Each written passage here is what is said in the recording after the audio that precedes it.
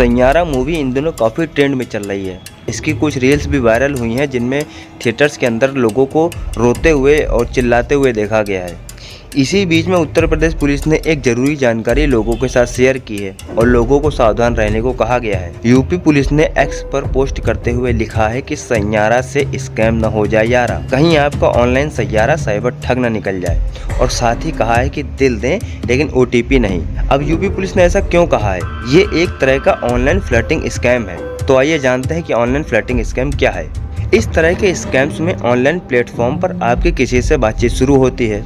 इसके कुछ दिन की कन्वर्सेशन के बाद आपको वो लिंक भेजेंगे, उस पर क्लिक करने के लिए कह सकते हैं या फिर आपसे एक OTP मांग सकते हैं। आइए इस तरह के केस को पहचानने और सेफ्टी टिप्स के बारे में भी जान लेते हैं। ये एक खास तरह का स्कैम है जहां साइबर क्रिमिनल्स भोले भाले लोगों को प्यार के जाल में फंसाते हैं, फिर बैंक खाता जीरो करके निकल जाते हैं। अब ये काम कैसे करता है? नंबर 1, साइबर क्रिमिनल्स जो होते हैं पहले एक फेक प्रोफाइल या फिर फेक ID से सिम निकलवाते हैं। नंबर 2, भरोसा जीतते हैं। दूसरा स्टेप होता है भरोसा जीतने का। इस तरह के स्कैम्स में साइबर क्रिमिनल्स भरोसा जीतने की कोशिश करते हैं। इसके लिए वह आपको गिफ्ट आदि भेज सकते हैं या फिर किसी फेक प्रॉफिट के स्क्रीनशॉट शेयर कर सकते हैं, आपको अपनी बातों में फंसा सकते हैं। नंबर 3, भरोसे का फ़ायदा उठाते हैं। ऑनलाइन फ्लर्टिंग स्कैम के तहत साइबर क्रिमिनल्स पहले भरोसा जीतते हैं, इसके बाद वे कमाई का लालच देते हैं या फिर आपकी कोई बड़ी मजबूरी बताते हैं। इस तरह के कई विक्टिम फंस जाते हैं। नंबर 4, इसके बाद भी इंफॉर्मेशन या पैसे मांगते हैं। साइबर क्रिमिनल्स एक बार किसी को जाल में फंसाने के बाद उसकी बैंक डिटेल्स आदि मांगते हैं। इसके बाद ऑनलाइन वीडियो कॉलिंग या फिर कोई नया बहाना बनाकर आपसे OTP मांग लेते हैं। अब आपको इससे बचना कैसे है?